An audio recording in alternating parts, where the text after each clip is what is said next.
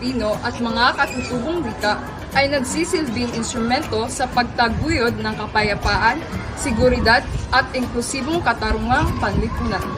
Magandang araw sa inyong lahat. Ako po si Marian Tuston at Rich Dosiana.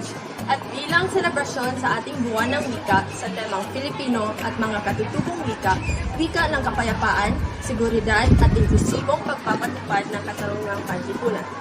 Sa loob ng ilang minuto, ating tuklasin kung paano ang ating mga wika ay may malalim na koneksyon sa pagkakaroon ng kapayapaan, seguridad at pagkakaroon ng pantay-pantay na karapatan para sa lahat dito sa loob ng FSU Morelos County.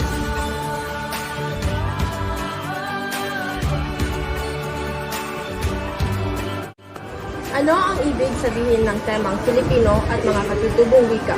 Wika ng kapayapaan, seguridad at inklusibong pagpapatupad ng katarungang panlipunan.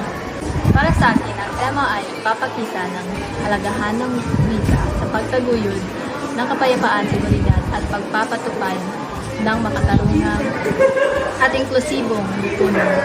Ipinapakita nito na ang paggamit ng wika, partikular na ang Filipino at iba't ibang katutubong wika ay may malalim na kaugnayan sa pagpapalaganap ng kaayusan, pagkakaisa at pagkakaroon ng boses ang lahat ng sektor at lipunan. Bahagi ang ilang wikang Filipino na iyong nalalaman. Hi, ako nga pala si Reynald Delgado Galdo galing sa Grade 12 St. Timothy. Ang nalaman ko po ang wika ay Bisaya, Tagalog at saka Maranao. Maayong buntag kaninyong tanan. Magandang umaga po. Mapiya ka kapitan. Ako ay si Margaret Galaan mula sa Baitag 10, St. Filomena. Sa iyong palagay, paano nakatutulong ang wikang Filipino sa pagbuo ng mapayapang kapaligiran dito sa ating campus? Sa aking palagay, ang pambansang wika ay may malaking papel na ginagampanan hindi lamang sa larangan ng pakikipagkomunikasyon, kundi pati na rin sa masusing pakikipag-ugnayan sa ating kapwa Pilipino. Dito nagaganap ang paglayag ng kapayapaan ng ating bayang sinilangan.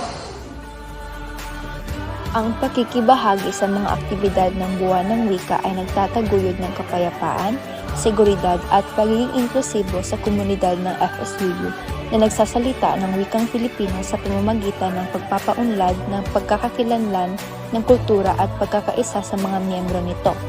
Ang pagdiriwang ng sariling wika at kultura ay nakakatulong sa mga tao na makaramdam ng mas malakas na koneksyon sa kanilang pamana, na binabawasan ang pakiramdam ng paghihiwalay o pagkakaiba.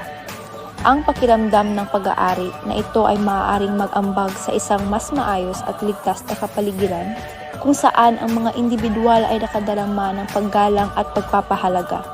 Bukod pa rito, ang pagdiriwang ng wika at kultura ay naghihikayat ng bukas na pag-uusap at pag-unawa sa iba't ibang grupo na nagsusulong ng pagiging inklusibo at binabawasan ang mga salungatan.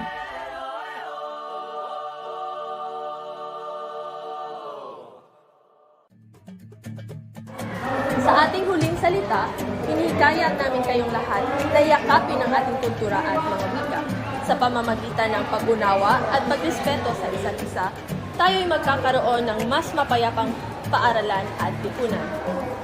Maraming salamat sa lahat ng mga estudyante na nagbabahagi ng kanilang mga saloobin. At sa inyo pong lahat, maraming salamat sa panonood. Hanggang sa susunod na pagkakataon. Mabuhay!